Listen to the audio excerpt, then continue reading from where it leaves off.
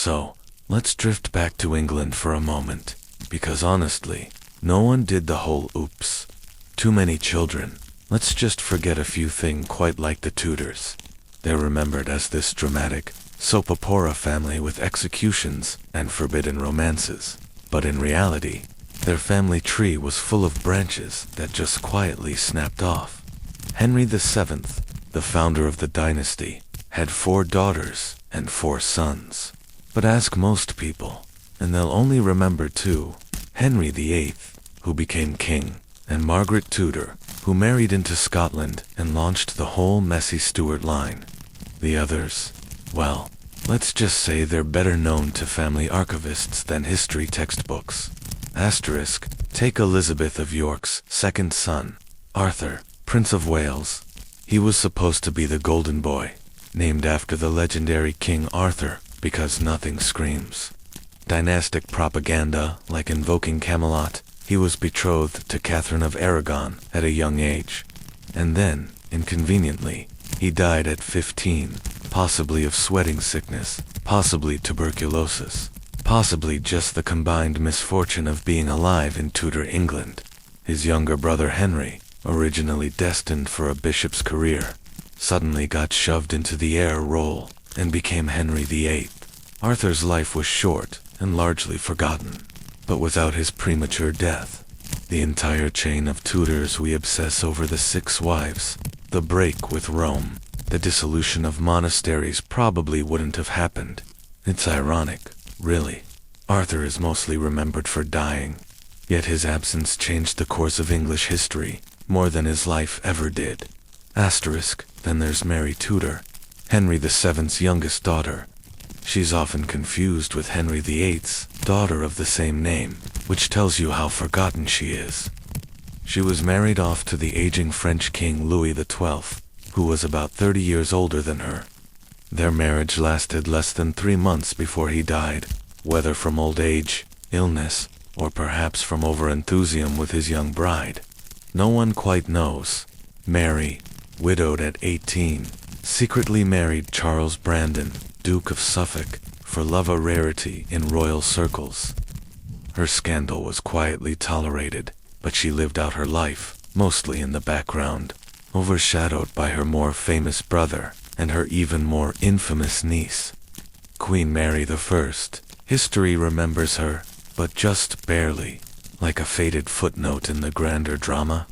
Asterisk, and speaking of Henry VIII's brood, let's not forget the children who never even made it past infancy. With Catherine of Aragon, Henry had at least 6 pregnancies. Only one child, Mary, survived. The others, unnamed daughters, stillborn sons, vanished into the shadows of history.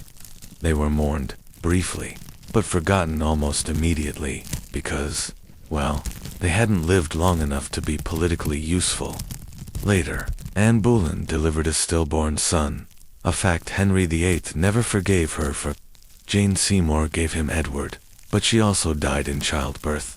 And Catherine Parr, his final wife, had a daughter who died before her 2nd birthday. Royal nurseries weren't filled with laughter so much as with whispers about survival odds, midwives fretting over weak pulses, and the constant anxiety of a dynasty desperate for heirs. Asterisk now. Let's take a sleepy stroll across Europe into Habsburg territory, where forgotten children practically became a family tradition. The Habsburgs, as you probably know, were very fond of marrying their cousins.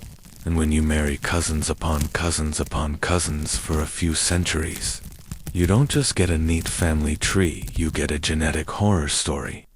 Children were born fragile, sickly, and often with distinctive features like the famous Habsburg jaw, which looked less like a chin and more like a doorstop. Most of these children didn't survive long enough to rule, but their short, sad lives were part of this ongoing dynastic experiment.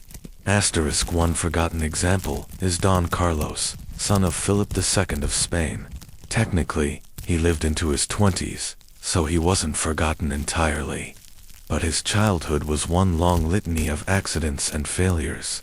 He fell downstairs, suffered head injuries, and reportedly roasted small animals alive for entertainments. so not exactly the portrait of a healthy, happy royal child. His body was so deformed he couldn't chew properly, and he was emotionally unstable to the point of being locked away by his own father. Imagine being a prince, heir to one of the greatest empires in Europe, and yet spending most of your life as a sad, broken figure lurking in the background until you died. Still young, still unfulfilled, but perhaps the most forgotten. Habsburg children were the ones who didn't even get to be paraded around as tragic figures. For every Charles II, the famously deformed king, there were dozens of his siblings, cousins, and stillborn relatives who simply never made it past infancy.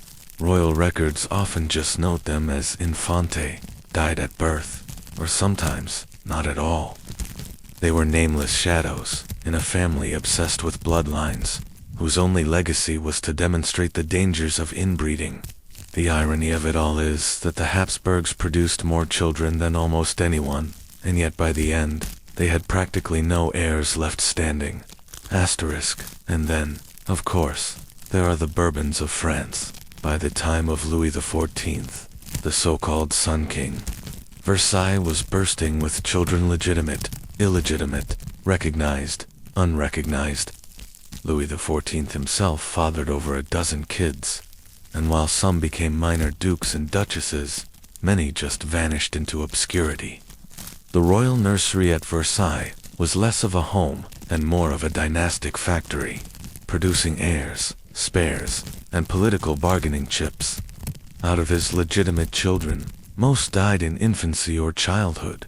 His grandsons and great-grandsons fared little better, with measles and smallpox sweeping through the gilded halls like grim reapers in powdered wigs.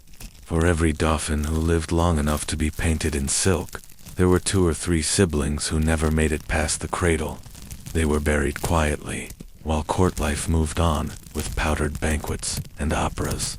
Sometimes, the forgotten children weren't weak, but simply inconvenient.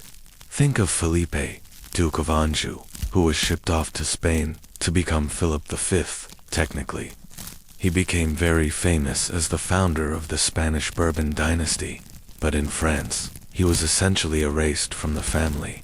Once you left to rule another kingdom, you were no longer ours. The forgotten children weren't just the sickly and the dead.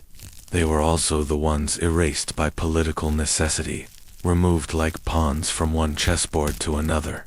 They were forgotten in their own homelands, remembered elsewhere only as political imports. And let's not ignore the convent girls. Every royal family had them. Spare daughters, not useful enough to marry off, were shipped to nunneries where they spent their days chanting psalms and embroidering altar cloths.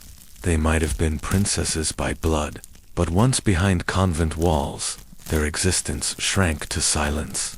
Some rose to positions of abbess, quietly wielding authority, but most simply faded, their names barely mentioned outside of monastic roles.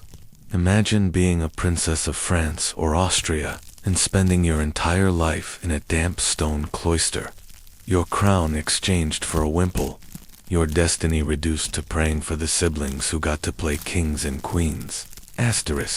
There's a bittersweet irony in all this. These were children born into wealth, power, and unimaginable privilege. Their nurseries had gilded cradles, silver rattles, and tutors ready to drill them in Latin and Greek before they could even walk. And yet, so many of them slipped away into obscurity. Their lives shorter, sadder, and lonelier than the poorest peasant child's.